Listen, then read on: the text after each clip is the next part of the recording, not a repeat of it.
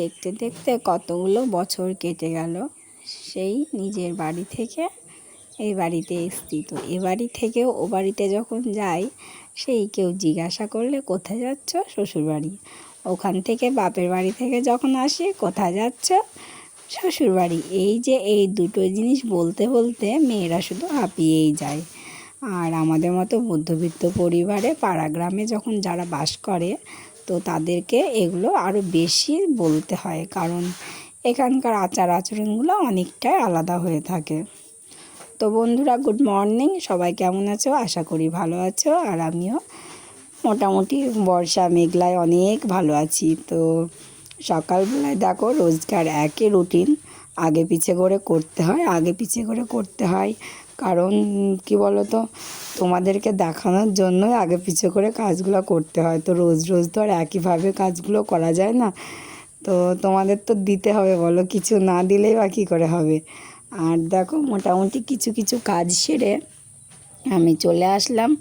মাছ নিয়েছিলাম, 100 গ্রাম মতো পুঁটি মাছ নিয়েছিলাম। তো মাছগুলো অনেক দিন পুঁটি মাছ খাওয়া হয়নি, তো ওই জন্য নিলাম। তো তোমাদের দাদা ভাই মাঠে যাচ্ছিল, তো তখন মাছ বিক্রি করতে আসছিল, তো ওনাকে বলে দিয়েছিল যে দিয়ে যাবে। তো ওই জন্য আরও আজকে নেওয়ার ইচ্ছে ছিল না, তো আমি দেখলাম ঠিক আছে, পুঁটি মাছ যখন নেওয়াই যেতে পারে। তো সবজিও ছিল, তো ওই জন্য আমি নিয়েও নিলাম। তো দেখো, মাছগুলো আমি পরিষ্কার করে নিচ্ছি, আঁশগুলো ছাড়িয়ে নিচ্ছি। আর এই যে এই জায়গাটা কী বলো তো, এগুলোতে না সিমেন্ট ঢেলে দেওয়া ছিল, দিয়ে একটু একটু খড়খড়ি টাইপের আছে, যাতে ওখানে তোমার মাছগুলো ধোয়া হয় বা স্নান টান করতে গেলে সুবিধা হয়। আর ইদানিং এখন তো আর কলের পাড়ে স্নান করাই হয় না, বাথরুমের ভিতরে বেশি স্নান করা হয়। আর এখন কি বলো তো, কল টিপতে পারি না, আর যেহেতু আমাদের কল অতটা ভালোও না, ওই জন্য কল টিপতে পারি না। যতবার যাই করি না কেন, সেই আমাদের মোটর চালাতে হয়। কিন্তু বলো তো, তার উপরে ট্যাঙ্কি বসানো নেই, তো আরও বেশি অসুবিধা। এতে না প্রচুর কারেন্ট পড়ে। তো আমি বাড়িতে অনেক সময় সবারই সাথে কথা বলি এই ব্যাপারটা নিয়ে, কিন্তু কি বলো তো, একসাথে না থাকলে সবার মতামত তো আর এক হবে না, পাঁচজনের মতো হবে। তো আমি একরকম বলবো, তোমার দাদা একরকম বলে, ভাই, বাবা, মা, সবাই সবার মতো, যে আর যেমন ইচ্ছা সে তেমন বলে, তো আর হয়ে ওঠে না। তাই এবার আমি অনেক চেষ্টা নিয়ে আছি যে আমি এবার কিছু একটা করেই নেব। তো কি বলো তো, শ্বশুরমশাইয়ের নামে কারেন্টটা আছে, তো আমি ভেবেছিলাম যে বাবা আর তোমাদের বাবার কাছ থেকে ওখান থেকে ট্রান্সফার করে তোমাদের দাদা ভাই আর ভাইয়ের নামে নিয়ে নেব। তো সেটা আর হয়ে উঠছে না।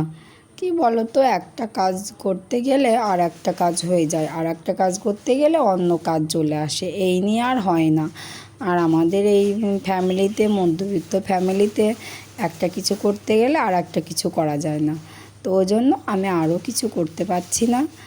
আর কি বলো তো, দেখো, কাজ সেরে আমি চলে আসলাম ছেলের কিছু জামা প্যান্ট কাচতে। আর খুব বর্ষা লেগে আছে জানো আমাদের এখানে, সারাদিন টিপটাপ করে বৃষ্টি পড়েই যাচ্ছে, তো থামার কোনো চেষ্টা নাই।